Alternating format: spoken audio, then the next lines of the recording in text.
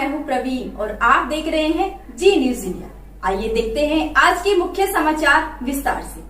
आहोर विधानसभा क्षेत्र के भादाजूर निकटवर्ती ग्राम बिजली में कृषि अनुसंधान केंद्र मंडोर कृषि विश्वविद्यालय जोधपुर द्वारा तिल की फसल में नवाचारों को बढ़ावा देने एवं किसानों की आय को बढ़ाने के उद्देश्य से जालोर जिले के बिजली गांव में किसान परिक्षेत्र दिवस कार्यक्रम का आयोजन दिनांक 30 सितंबर 2020 को किया। इस कार्यक्रम में जालोर जिले के बिजली गांव के 25 से 30 किसानों ने भाग लिया। तिल एवं राम तिल जबलपुर के तत्वावधान में आयोजित किया गया। इस अवसर पर डॉक्टर राकेश कुमार चौधरी, सहायक प्रधान अध्यापक सस्य विज्ञान कृषि अनुसंधान केंद्र मंडोर एवं रामनिवास यादव, सहायक कृषि अधिकारी ने किसानों को कृषि विश्वविद्यालय द्वारा पूर्व में आवंटित की गई तिल की अग्रिम पंक्ति प्रदर्शन का अवलोकन किया।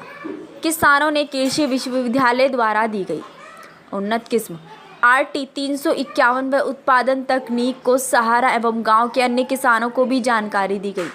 इसके अतिरिक्त डॉक्टर राकेश कुमार चौधरी ने तिल में अधिक उपज देने एवं तिल की मात्रा वाली रोग रोधी किस्मों के विषय पर भी कृषकों को जानकारी दी। कृषि विश्वविद्यालय द्वारा बिजली गांव में तिल की फसल में नवाचारों को समाहित करने के उद्देश्य से यह कार्यक्रम आयोजित किया गया।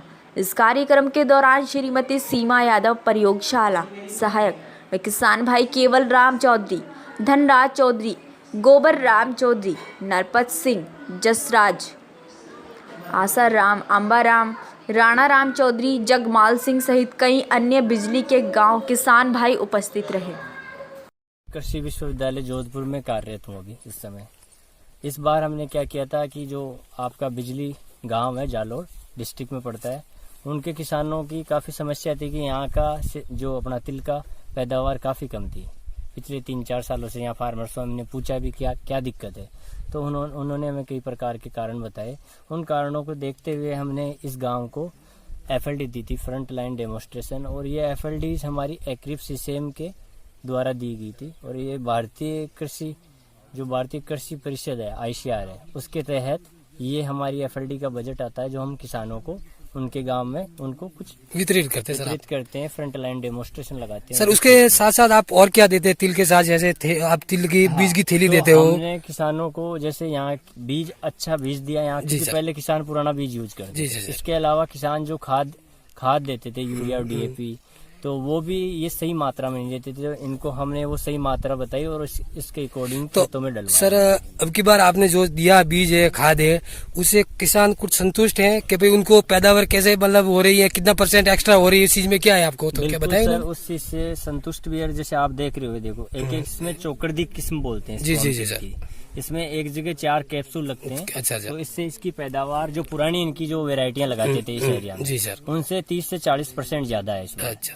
तो इससे किसानों का मुनाफा भी बढ़ेगा। दूसरी चीज, जो अंधाधुंध ये खाद वगैरह डालते हैं, हम इंसेक्टिसाइड डालते हैं, जी सर, तो उनको कम डालने से जो इनका जो पैदावार आती है वो प्रॉफिट करेगी, क्योंकि इनका जो कॉस्ट होगा जो पर हेक्टेयर के हिसाब से वो कम होगा और इनकी पैदावार का जो नेट रिटर्न मिलेगा वो किसान को ज्यादा मिलेगा। सर, थोड़ा मैं आपको ये पूछता हूँ सर, ये अगर खाद बीज आप बांट रहे हो, अगर वो कम बारिश के हिसाब से अगर ये कैसा उसका उत्पन्न, बारिश के पानी के हिसाब से अगर मतलब ज्यादा पानी भर जाता है, तो उनके लिए कुछ उपाय है आपके पास सर?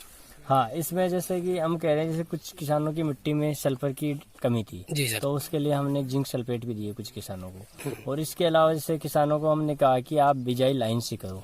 अगर किसान लाइन बनाता है खेत में, तो जो ज्यादा भराव होता है खेत में, उस लाइन से उनको निकलने के लिए पानी को एक रास्ता मिल जाता है, मतलब ड्रेनेज मिल जाता है। इसके अलावा भी जैसे हम किसानों को ये सजेशन देते हैं कि अगर खेत में आपको लगता है कि उसमें बीच बीच में गड्ढा है या पानी ठहरता है, तो लेवल आता है, उसके माध्यम से आप खेत को पहले लेवल कराओ, उसके बाद में उसको पानी, आपकी ये समस्या दूर हो जाएगी किसानों की। Thank you sir.